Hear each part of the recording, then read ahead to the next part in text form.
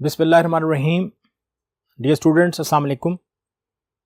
बेटा आज आपके डिजर्टेशन का लास्ट लेक्चर है और मेरी कोशिश यही है कि आज इसमें मैं आपको लास्ट टाइम जो क्वेश्चन किया था उससे ज़रा हट कर mean without applying the Garner versus Murray rule आपको एक सवाल करवा दूँ ताकि आपको याद रहे कि दोनों में फ़र्क क्या है। और अगर ये सवाल आ जाता है, देखिए सवाल डायरेक्ट तो नहीं आते होते लेकिन उससे रेलेवेंट थ्योरी, एमसीक्यूज़, कोई भी चीज़ ऐसी आ सकती है, फिर उसका जवाब आप दे नहीं पाओगे। तो जब आप लोग फाइट कर रहे होते हैं मार्क्स के लिए तो फिर जाहिर है एक एक नंबर बहुत ज़रूरी होता है। तो ये आपके पार्टनरशिप का क्योंकि आखिरी टॉपिक है, उसका आखिरी ही सवाल है, तो इसको ज़रा ध्यान से देख लीजिएगा। कोई कॉम्प्लिकेशन नहीं है, ये उससे ज़्यादा आसान है क्योंकि इसमें वो Garner versus Murray rule apply नहीं होगा, तो हमने जो कुछ वहाँ किया था वैसा नहीं करेंगे, तो that would be little bit easy. अब सवाल पढ़ते हैं और फिर इसे आगे एंड करते हैं। बेटा ये मैंने ऊपर मेंशन भी कर दिया है without applying the Garner versus Murray rule, ताकि आपको याद रहे, आपके पास एक स्टैंडर्ड क्वेश्चन भी बन जाए। पार्टनर है A B and C are the partner in the firm sharing profit and losses in the ratio of 6:2। Their balance sheet as on 31 December 2001 is given below. उसी तरीके से क्रेडिटर्स हैं, bank over draft है, ये दोनों liabilities हैं, shift होंगी, हम ट्रांसफर करेंगे किसमें, रियलाइजेशन अकाउंट में। कैपिटल अकाउंट ट्रांसफर नहीं किए जाते। एसेट साइड पर कैश ट्रांसफर नहीं होगा, बाकी जो तीनों एसेट्स हैं वो ट्रांसफर होंगे रियलाइजेशन में। अब हम जरा पहले सवाल पढ़ लेते हैं, फिर एंट्रीज को बाद में एक दफा रिव्यू कर लेंगे कौन कौन सी एंट्रीज पास होंगी, फिर बेटा इसके एंट्रीज को हम रिकॉर्ड करेंगे। एडजस्टमेंट में आप आते हैं तो लिखा हुआ है C is insolvent and unable to bring anything. Assets realise हुए हैं आपके पास 6000 हैं, प्लांट एंड मशीनरी के स्टॉक के हैं 2625, डेटर आपके जो मिले हैं उसके पैसे 4200 रुपए मिले हैं, डिसोल्यूशन एक्सपेंसेस जो हैं 250 के हैं। अगेन मैंने यहां पर फिर एक पॉइंट स्किप किया हुआ है, मैंने आपको नहीं बताया कि आपने अपनी लायबिलिटीज की पेमेंट करनी है या लायबिलिटीज की पेमेंट नहीं करनी। तो अंडरस्टूड है जब बिजनेस फाइंड अप होगा अपने लायबिलिटीज की पेमेंट हर हालत में करनी है, चाहे वो मेंशन हो चाहे वो मेंशन ना हो। इसके बाद रिक्वायर में लिख दिया उसने close the books of account without applying the Garner versus Murray rule, ये उसने हमें बाउंड कर दिया। अब हमें इसको वाइंड अप करना है, खत्म भी करना है, इंसॉल्वेंट भी पार्टनर हुआ है तो अप्लाई नहीं करेंगे रूल। तो पहले हम ना एंट्रीज की तरतीब देख लेते हैं, फिर हम रूल्स को थोड़ा सा व्यू कर लेते हैं हमें क्या करना है, फिर जब जाके हम सवाल में उस सवाल को सॉल्व करेंगे तो आपको वो चीजें नजर आना शुरू हो जाएंगी। बेटा सबसे पहले entry realisation account debit, debtors credit, stock credit, plant and machinery credit. 17,000 से अमाउंट पास होगी, सबका टोटल जो बनेगा वो एग्रीगेट 17,000 बन रहा है। ये आपकी पहली एंट्री है। दूसरी एंट्री लायबिलिटीज को ट्रांसफर करने की तरतीब ध्यान में रखिएगा, दोनों एंट्रीज बैलेंस शीट देके होंगी, इसलिए बैलेंस शीट के अंदर जो फिगर मौजूद है हम उसी का इस्तेमाल करेंगे। अब जब लायबिलिटीज को ट्रांसफर करेंगे तो क्रेडिटर अकाउंट डेबिट हो जाएगा, बैंक ओवरड्राफ्ट डेबिट हो जाएगा, बैंक और रियलाइजेशन अकाउंट क्रेडिट हो जाएगा with the aggregate of 6,500, with the aggregate of that 6,500। दो एंट्रीज पास होगी। अब याद रखिएगा तीसरी एंट्री किसकी होती है, if any asset is taken over by a partner. तो बेटा कोई एसेट टेक ओवर नहीं किया जा रहा, हमने एडजस्टमेंट में सारा पढ़ लिया। चौथी एंट्री याद करें, if any liabilities taken over by a partner, तो कोई लायबिलिटी टेक ओवर नहीं की जा रही, ये भी यहां पे मौजूद है। अब आई जी नंबर 5वें पे, याद करें 5वें में क्या था, sale of assets. Sale of assets, देखो बेटा आपने जो एसेट्स अमाउंट रियलाइज, आपके जो पैसे मिले आपको एसेट्स को बेचकर वो 6,000, 2,625 और 4,200, 12,825 की अमाउंट जो है ये आपके सामने आ जाएगी। अब इसको जब आपने सेल करोगे तो आपके पास जो एंट्री आएगी वो कैश अकाउंट डेबिट होगा और रियलाइजेशन अकाउंट क्रेडिट होगा। 12,825 से आप ये एंट्री पास करेंगे। क्या किया हमने, सेल ऑफ एसेट। तरतीब देख लें आप, सारी उसी तरतीब से हम चल रहे हैं। जो एंट्रीज मौजूद है वो इन हो जाएगी, जो मौजूद नहीं है वो वहां से हम स्किप कर देंगे, लेकिन काउंटिंग में हमारे आ रही है कि हम किस किस स्टेप्स को क्रॉस करते आ रहे हैं। छठी जो एंट्री थी वो है payment of liabilities. I told you earlier कि ये दो लायबिलिटीज हैं 6,500 और ये एक अमाउंट है 250, जब आप सब मिला के पे करेंगे बनेगा 6,750। रियलाइजेशन अकाउंट डेबिट होगा, कैश अकाउंट क्रेडिट हो जाएगा 6,750। एट दिस स्टेज हम क्या करते हैं, हम रियलाइजेशन अकाउंट बनाते हैं और वहां जाके चेक करेंगे कि प्रॉफिट आ रहा है कि लॉस आ रहा है। इन केस अब लॉस है अब क्या होगा, अब हमने Garner versus mayor rule apply नहीं करना, तो बेटा लॉस की एंट्री तो करेंगे और प्रॉफिट शेयरिंग रेशियो से ही करेंगे, डिस्ट्रीब्यूट भी करेंगे उसी तरीके से। लेकिन अब सॉल्वेंट पार्टनर जो है वो अपना लॉस कैश की शक्ल में पूरा नहीं करेंगे, क्योंकि हम ये रूल अप्लाई नहीं कर रहे। तो फिर क्या करेंगे हम, वो यानी कि वो एंट्री करेंगे नहीं, जरूरत ही नहीं है। लेकिन अगला स्टेप वही है कि हम जो इनसॉल्वेंट पार्टनर है उसका कैपिटल अकाउंट बनाएंगे और उसके अकाउंट का जो डेबिट बैलेंस आ रहा है उसे प्रॉफिट शेयरिंग रेशियो से हम डिस्ट्रीब्यूट करेंगे among the solvent partners. Entry उसकी वैसे ही आएगी, लेकिन जो उसकी प्रॉफिट डिस्ट्रीब्यूशन है, जो उसका लॉस, जो हम उसका डेबिट बैलेंस जो है वो प्रॉफिट शेयरिंग रेशियो से ही हम करेंगे, जो इनमें रेशियो आपस में बच जाएगी। अगर आप यहां गौर करें, इनकी रेशियो थी 6:2, अब सी जो है वो चला गया या इंस्टॉलमेंट हो गया, तो 2 में जब डिवाइड होगा तो बेटा उनकी जो रेशियो बनेगी वो बनेगी 6 और 2, यानी कि हम उसे अगर एग्रीगेट लें तो 8 बनेगा। ये अखबार सारे सवाल की एक थोड़ी सी हिस्ट्री थी, इसकी बैकग्राउंड थी, इसमें हमने क्या क्या इसमें आ चुका था, क्या क्या कर सकते हैं और इसमें हम क्या करेंगे वो भी मैंने आपको बता दिया। अब इससे रेलेवेंट में एंट्रीज पास करने के लिए बेटा बोर्ड नंबर 2 पे जा रहा हूं, तो अब हम चलते हैं बोर्ड नंबर 2 पर और वहां जाके हम इसकी एंट्रीज को रिकॉर्ड करते हैं। और उसी तरह जब हम उसकी 6 एंट्री तक रिकॉर्ड करेंगे फिर हम उसके बोर्ड नंबर 3 पे जाएंगे और बनाएंगे रियलाइजेशन अकाउंट। आए चलें बोर्ड नंबर 2 पर। एंट्रीज की तरतीब मैंने आपको लास्ट बोर्ड पे बता दी थी कि आपने पहले एंट्री कौन सी पास करनी है, फिर उसके बाद कौन सी एंट्री पास होगी। अब उसी तरतीब से हम सारी एंट्रीज को रिकॉर्ड करेंगे और जैसे ही हमारे पास 6 एंट्रीज का बैकअप बन जाता है, 6 एंट्रीज हो जाती हैं, तो हम क्या करेंगे, हम रियलाइजेशन अकाउंट बनाएंगे। तो अब बेटा पहली एंट्री थी एसेट्स को ट्रांसफर करने की। जब आप एसेट्स को ट्रांसफर करते हैं तो वो क्रेडिट हो जाते हैं रियलाइजेशन अकाउंट में, डेबिट करूंगा। इसी तरह डेटर्स की अमाउंट थी, डेटर्स अकाउंट क्रेडिट हो जाएगा। डेटर्स के बाद स्टॉक अकाउंट क्रेडिट हो जाएगा और प्लांट एंड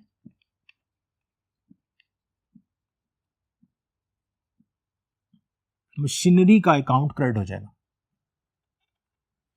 जगह की वजह से उसी तरह नरेशन में नहीं लिख रहा, नरेशन इसकी वही आएगी, assets transfer to realisation account. अब बेटा आप देखिए कि आपके पास जो डेटर की वैल्यू थी वो थी 6000, स्टॉक की वैल्यू थी 3500, प्लांट एंड मशीनरी थी 7500। एग्रीगेट इसका बनेगा 17,000। पहली एंट्री है, किसको ट्रांसफर किया हमने, एसेट्स को ट्रांसफर किया। एसेट्स आपके पास 6000, 3500 और 7500 के थे, मैंने सबको एग्रीगेट किया, यानी कि एसेट को मैंने क्रेडिट किया। इसका मतलब एसेट अब शिफ्ट हो गए हैं, एसेट ट्रांसफर हो गए रियलाइजेशन में। अब अगर हमने एसेट्स की वैल्यू को देखना है तो जहां जहां रियलाइजेशन अकाउंट डेबिट होगा हमें एसेट्स की वैल्यू नजर आ जाएगी। दूसरी एंट्री जो है वो हमने लायबिलिटीज को ट्रांसफर करना था रियलाइजेशन में। आपके पास 2 लायबिलिटीज थी बेटा,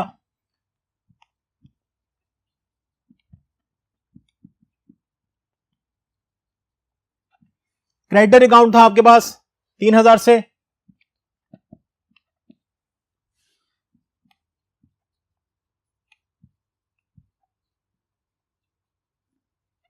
बैंक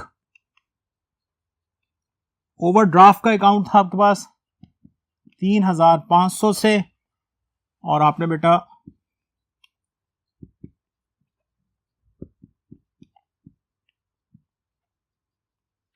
रियलाइजेशन अकाउंट आपने क्रेडिट कर दिया 6500 से। ये आपके पास एंट्री है, आपने लायबिलिटीज को ट्रांसफर कर दिया। नेक्स्ट स्टेप, थर्ड एंट्री किसकी थी, if any asset is taken by a partner, तो क्वेश्चन में ऐसी कोई इंफॉर्मेशन मौजूद नहीं थी। Fourth step, if any liability taken by a partner, बेटा वो मौजूद नहीं है, उसकी इंफॉर्मेशन भी हमारे पास मौजूद नहीं है, हम वो एंट्री पास नहीं करेंगे। फिफ्थ एंट्री थी हमारे पास सेल ऑफ एसेट्स। अब हमने एसेट्स को सेल किया, जब एसेट को सेल करेंगे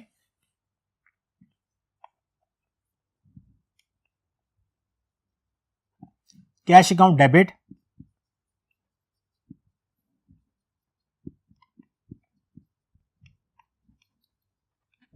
एंड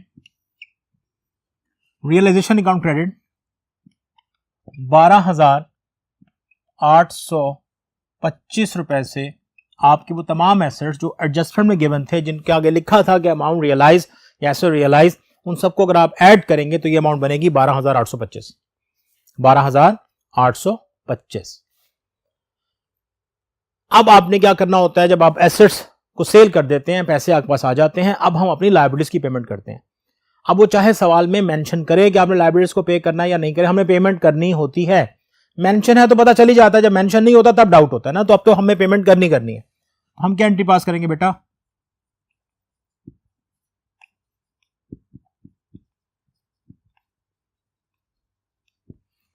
रियलाइजेशन अकाउंट में डेबिट करूंगा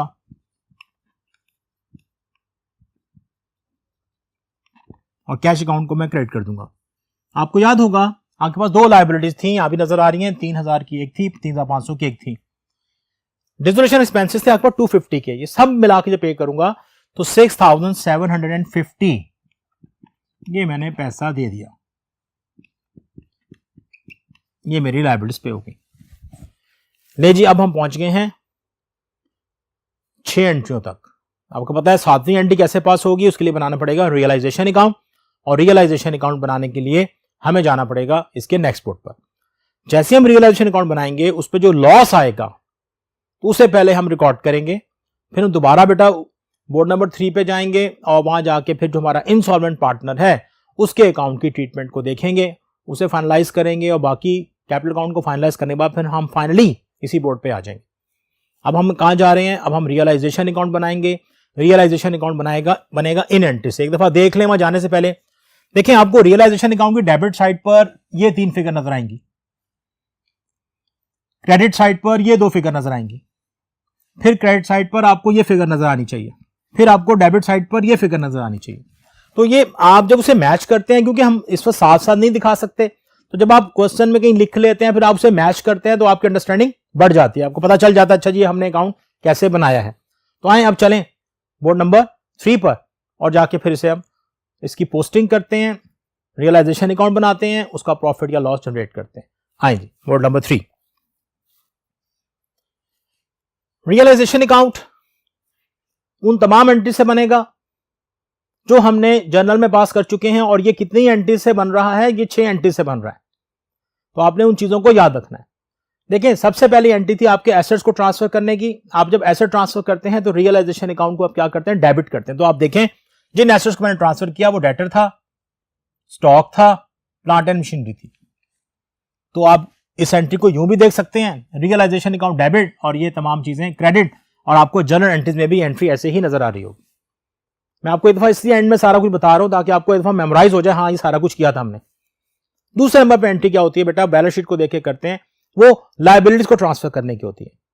अब जब लायबिलिटीज को ट्रांसफर करते हैं तो वो लायबिलिटीज जो बैलेंस शीट में शो हो रही होती हैं वो डेबिट हो जाती हैं और रियलाइजेशन अकाउंट क्रेडिट हो जाता है। इसका मतलब है मुझे जब लायबिलिटीज ट्रांसफर होगी तो किस जगह मिलेगी, क्रेडिटर रियलाइजेशन अकाउंट की क्रेडिट साइड पर।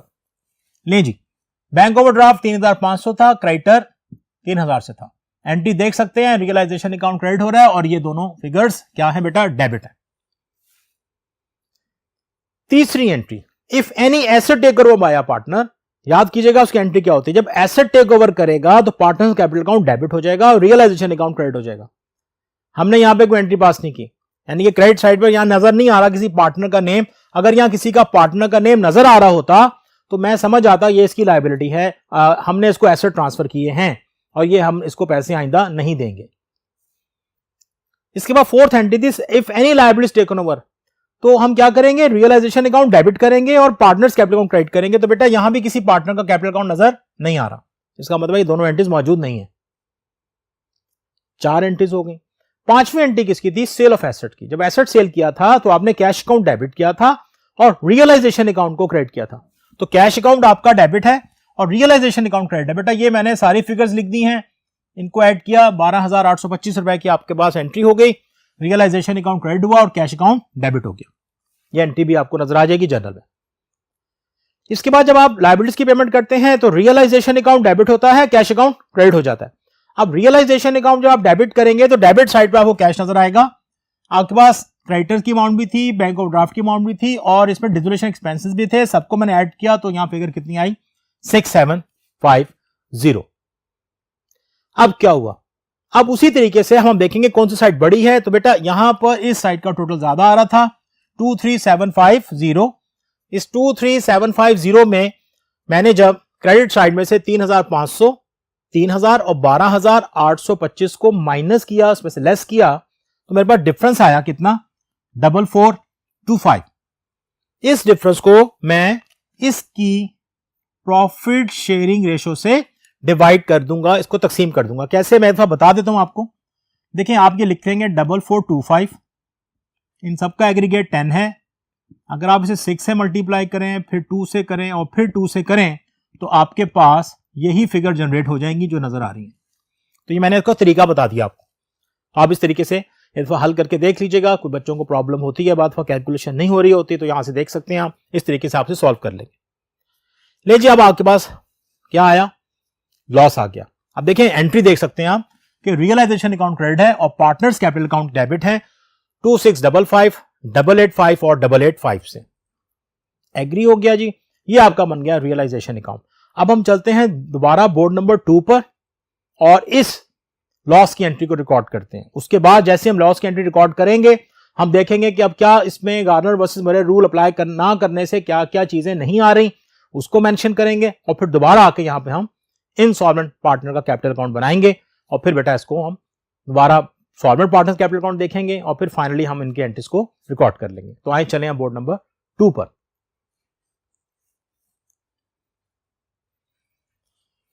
नहीं जी, रियलाइजेशन अकाउंट बनाने के बाद हमें जो लॉस हुआ मैं उसकी एंट्री पास करूंगा। ये बात कई दफा डिस्कस हो चुकी है पूरे पार्टनरशिप में, चाहे रिवैल्यूएशन अकाउंट बना रहे हो, चाहे रियलाइजेशन अकाउंट बना रहे हो, जब भी लॉस होता है तो कैपिटल अकाउंट क्या होते हैं, डेबिट होते हैं। इससे ना कुछ चीजें याद रह जाती हैं। अब एस कैपिटल अकाउंट था,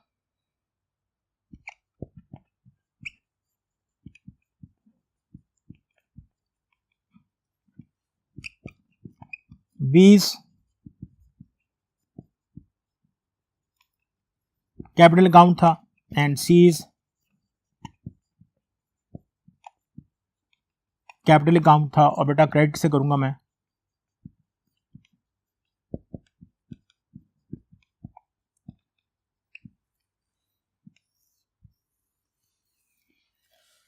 $4425 का आपका एग्रीगेट था लॉस का, जिसमें से 2655 एक हिस्से में आया, 885 और 885 की रेशो सेम थी, ये बी और सी के हिस्से में आ गया। अगर मैं यहां पर Garner versus Murray rule apply कर रहा होता तो मैं जो सॉल्वेंट पार्टनर थे ए और बी, उनके हिस्से का लॉस कैश की शक्ल में पूरा करता। यहां पे डिफरेंस आएगा। अब मुझे वो एंट्री पास नहीं करनी। अब मुझे जो एंट्री पास करनी है वो क्या करेंगे, हम जाएंगे अब इनसॉल्वेंट पार्टनर कैपिटल अकाउंट में और वहां जाकर हम देखेंगे कि इनसॉल्वेंट पार्टनर का डेबिट बैलेंस हम किस रेशो से तकसीम कर रहे हैं और एंट्री वही होगी। तो एंट्रीज मैं आपको यहां करके बता देता हूं। देखें, जब भी इनसॉल्वेंट पार्टनर का डेबिट बैलेंस तकसीम होगा सॉल्वेंट पार्टनर में, तो सॉल्वेंट पार्टनर जो है उनके कैपिटल अकाउंट कम होंगे, like this S capital account and बीस कैपिटल अकाउंट। और बेटा क्रेडिट करूंगा मैं सीज कैपिटल अकाउंट। यानी कि याद रहे, solvent partners capital account debit and insolvent partners capital account credit, ये इसकी एंट्री है। अब इस एंट्री में जो फिगर लिखनी है, जो मैं इसको लिखूंगा, यहां पे जो अमाउंट लिखूंगा वो मिलेगी मुझे इनसॉल्वेंट पार्टनर के कैपिटल अकाउंट से। उसके लिए मुझे दोबारा जाना पड़ेगा बेटा बोर्ड नंबर 3 पर। वहां जाके हम पहले इनसॉल्वेंट पार्टनर कैपिटल अकाउंट बनाएंगे, उसके लॉस को तकसीम करेंगे और फिर हम दोबारा यहां पे आकर कुछ एंट्रीज को रिकॉर्ड करेंगे। तो आए चले बोर्ड नंबर 3 पर। नहीं जी, सीज कैपिटल अकाउंट पहले बनाया जाएगा हमेशा। सी का जो कैपिटल का बैलेंस था, ओपनिंग बैलेंस शीट में गिवन था, वो था 500 और ये था बेटा सी का लॉस 885। अब आप क्या करेंगे, आपने इसका डिफरेंस दिया उसी तरीके से, तो 385 का फर्क आ गया आपके पास, जो लॉस आ गया, मीन डेबिट बैलेंस कितना आया 385 का। अब मैंने यहां देखें कुछ फिगर्स आपको समझाने के लिए मैंने मेंशन कर दिए हैं। ये ए बी है तो ये इसकी रेशो भी लिख दी साथ साथ, ताकि उसी कलर से आपको नजर आ जाए, और ये इनकी अमाउंट भी लिख दी।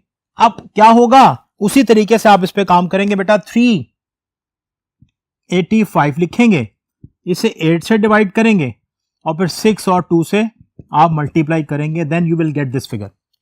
ये फिगर आपके सामने आ जाएंगे। ये वही फिगर है जो मैं अभी बोर्ड नंबर 2 पे एंट्री छोड़ के आ गया हूं, मैं वहां जाकर यही फिगर लिखूंगा 289 और 96। अब यहां पर बाकी जो सॉल्वेंट पार्टनर्स हैं उनके कैपिटल अकाउंट भी हम देख लेते हैं ताकि हमें कोई कंफ्यूजन ना हो।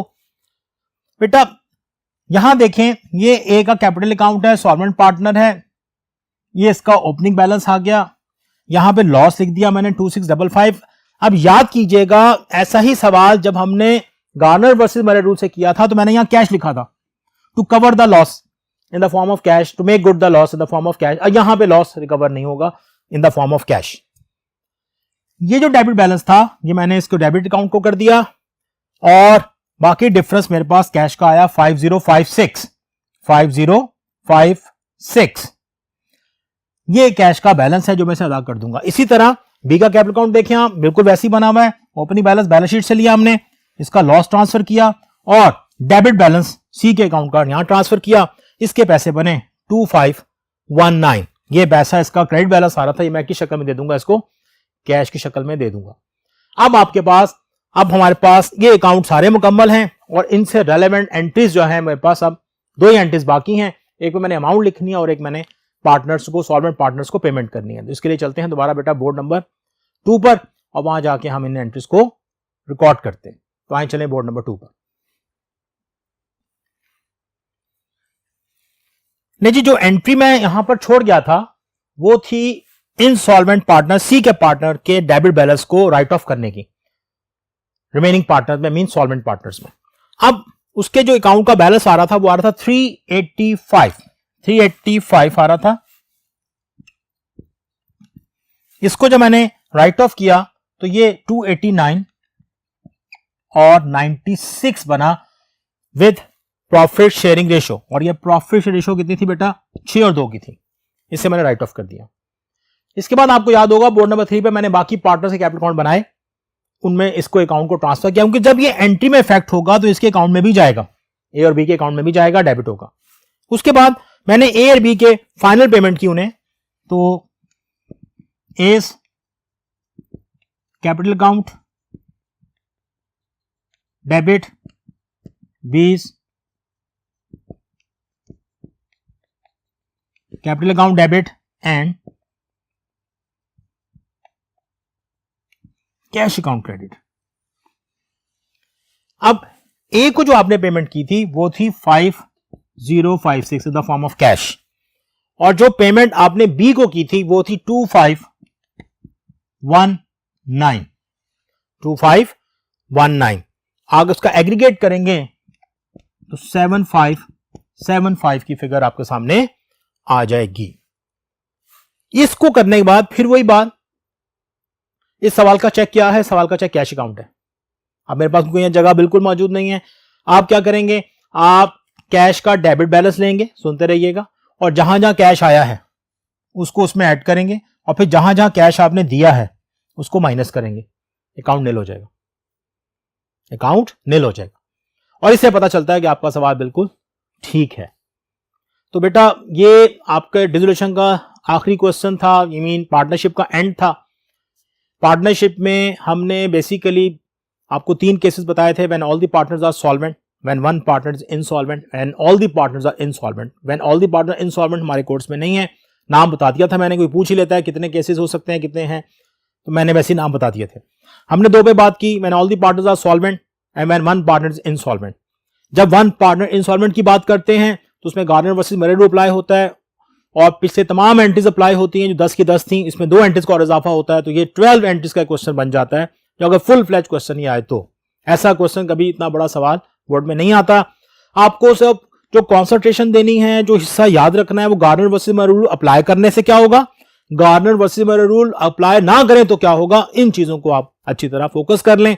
ये मेरे इस टॉपिक में ये तमाम चीजें बहुत एक्सप्लेनेटरी हैं, आप उसकी थ्योरी को अच्छी तरह नोट करें, मेमोराइज करें, जो भी छोटे छोटे सवाल आपको कराएं उनको एक दफा कर लें, आपको कहीं भी कोई प्रॉब्लम नहीं आएगी। लें जी, इंशाल्लाह किसी नेक्स्ट लेक्चर तक के लिए इजाजत दीजिएगा, अपना बहुत सारा ख्याल रखिएगा। अल्लाह हाफिज।